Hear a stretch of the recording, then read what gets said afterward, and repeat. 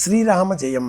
వాస్తుశాస్త్రం ప్రకారం ఇంట్లో ఉండేటటువంటి వస్తువులలో అద్దం అతి ముఖ్యమైనది. ఇంట్లో ఉండే వాస్తు దోషాలను కూడా తొలగించేది అద్దమే అవుతుంది.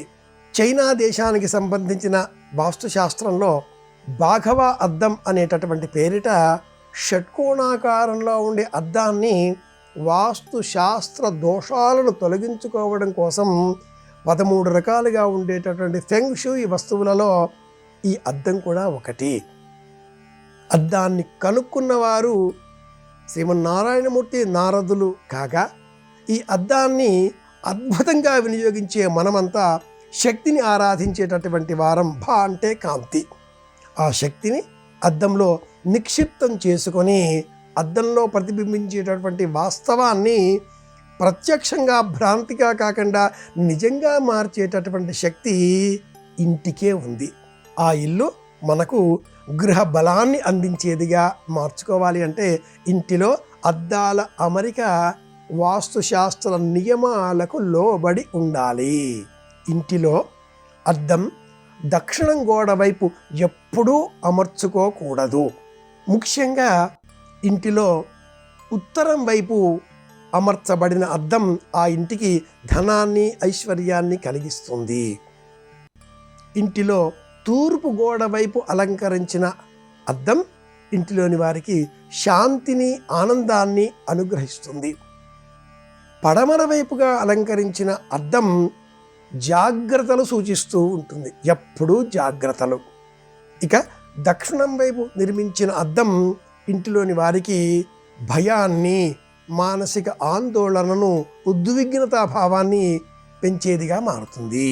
శయన గృహంలో అద్దం, విద్యార్థులు చదువుకునే గృహంలో అద్దం, భోజనశాలలో అద్దం, పూజాగృహంలో అద్దం, అలాగే స్నానశాలలో అద్దం, వంటశాలలో అద్దం, అతిథి గృహంలో అద్దం.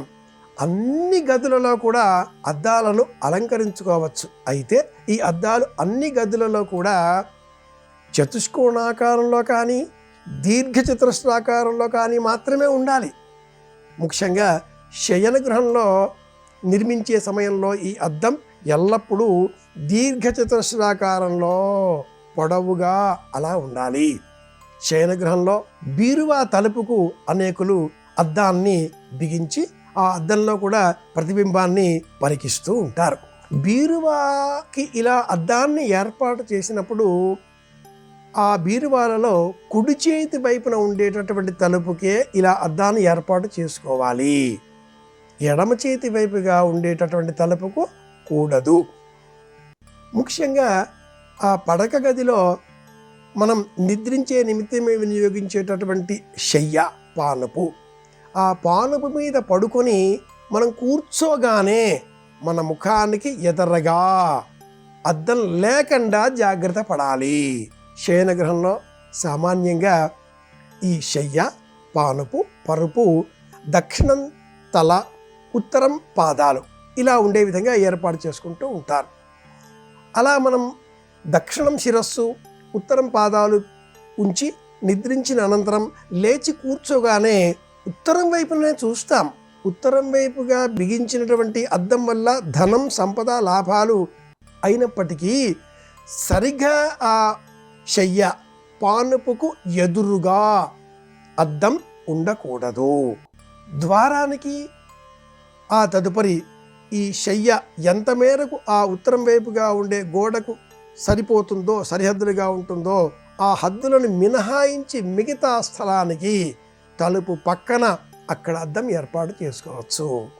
అలాగే సామాన్యంగా అటాచ్ బాత్రూమ్ అన్న పేరిట నేటి కాలంలో శయన గృహంలోనే ఇలా ఒక స్నానశాలను ఏర్పాటు చేసుకుంటూ ఉన్నాం. అలాంటప్పుడు ఆ స్నానశాలలోన నిలువుగా ఉండే అద్దాన్ని బిగించుకున్న ఎడల ఈ దోషం పూర్తిగా పరిహరింపబడుతుంది. అద్దంలో గదిలో ఉండే మూలలు, చివరలు కనిపించకూడదు. అద్దంలో వంటగదిలో వంట చేసే ఫైర్ కనిపించకూడదు. అద్దంలో మన బింబము, ధనకనక వస్తు వాహనాలు, ధాన్యరాశులు, పుస్తకాలు, విద్యుత్ కాంతి వలయాలు ఇవి కనిపించే విధంగా ఏర్పాటు చేసుకోవాలి. అద్దం మీద వెలిగించే దీపం కారణంగా ఆ దీపము లైట్ మన ముఖం మీద పడి మన ముఖం మరింత కాంతివంతమై అద్దంలో రెట్టింపు ఉత్సాహం కలిగించే విధంగా ప్రతిబింబం మనకు పరిచయం అవుతుంది, ఆనందాన్ని కలిగిస్తుంది. ఇంటిలో ఉండే సమస్త వాస్తుగత దోషాలు తొలగించే ఏకైక వస్తువు అద్దం. అద్దాన్ని శాస్త్ర నియమాలకు లోబడి అలంకరించుకుందాం. మళ్ళీ మరిన్ని తెలుసుకోవడం కోసం రేపు కలుసుకుందాం. శ్రీరామ జయం.